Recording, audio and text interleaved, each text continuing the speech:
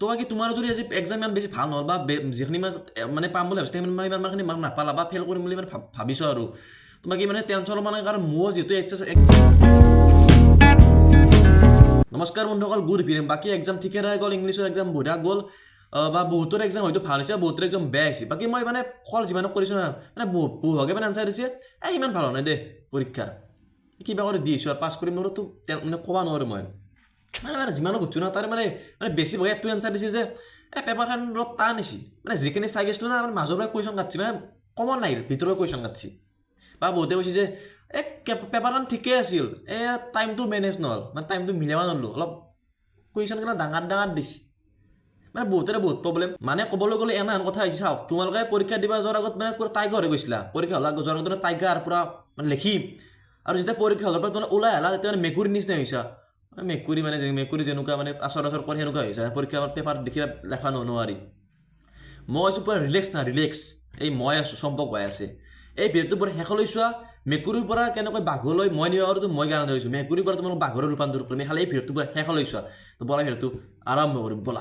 চোৱা, বাকী এইচএছ পৰীক্ষাটো তোমালোকৰ জীৱনৰ শেষ সুযোগ নেকি, বা এইচএছ প্ৰথম ইংলিছ পৰীক্ষা তোমালোকৰ মানে জীৱনৰ ফিউচাৰ নিৰ্ণয় কৰিব নেকি?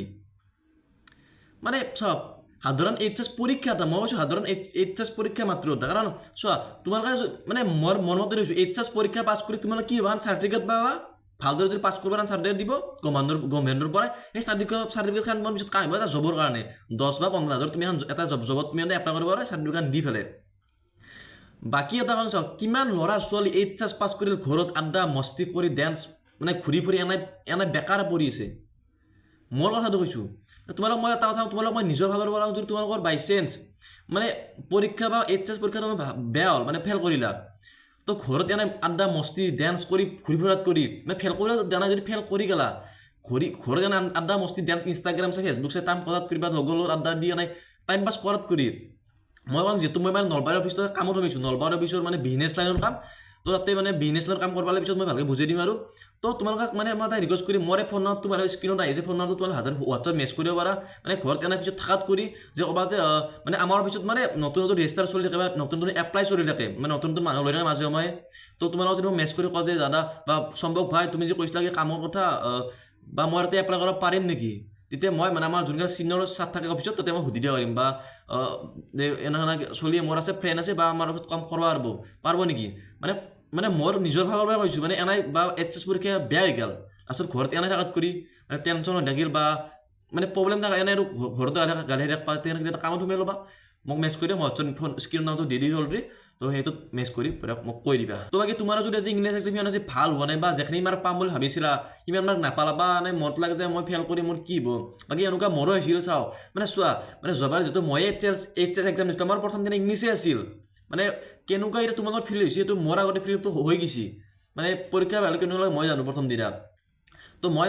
ইমান থকা নাছিলোঁ, মই আগত মানে যিখিনি আগত মানে পৰীক্ষা ৰাখিব সেইখিনি কাৰণে মানে চেষ্টা কৰি পঢ়িছিলোঁ, কিন্তু পিছত অলপ ৰিজাল্টটো ভাল হৈছে। বাকী সেইকাৰণে তোমালোকে সেইটো কৰা যে আজি যদি পৰীক্ষা বেয়া হৈছে না আগত যিখিনি ছাবজেক্টৰ পৰীক্ষা হ'বলৈ গৈ আছে সেইখিনি এক্সামখিনি ভালদৰে তোমালোকে ভালদৰে এফৰ্ট দি ভালদৰে আগত কৰি ডাবল এফৰ্ট দি ভালদৰে পঢ়া, তেতিয়া ৰিজাল্ট অট'মেটিক ভাল হ'ব, বেছি টেনশ্যন থাকিব নালাগে। আৰু যদি আজি এক্সাম যাৰ মানে বেয়া হৈছে পূৰা একদমেই বেয়া এক্সাম আজি, সেইসকল ষ্টুডেণ্ট এটা কমেণ্ট লিখিবা I will come back strong, এই কমেণ্টটো লিখি দিব নাপাৰিবা। আৰু লগতে